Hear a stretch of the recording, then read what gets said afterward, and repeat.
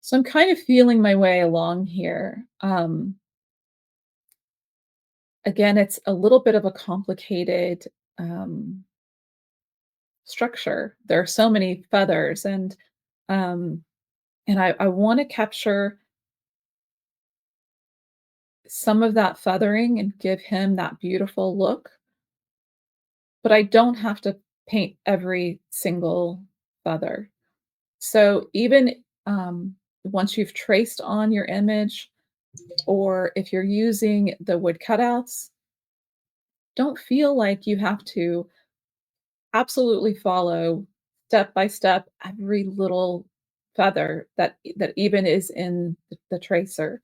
They're just there as a general idea.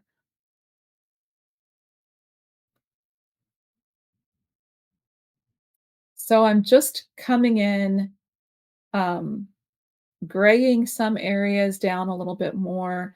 I'm um, I'm paying attention on the reference picture to see, what areas are a little bit more blue, what areas stay a little bit more gray, where the darker areas of the feathers are.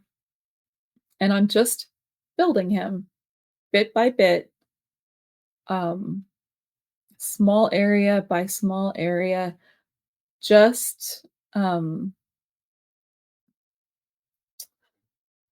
just being as loose and free as I can be, studying the picture, looking for some of the areas that I can um, begin to build. And it really is a little bit like putting together a puzzle. So even at this block end stage, I'm still v- using my brush in the direction of the feather pattern. All of those brush strokes make a difference in how we build the form of him.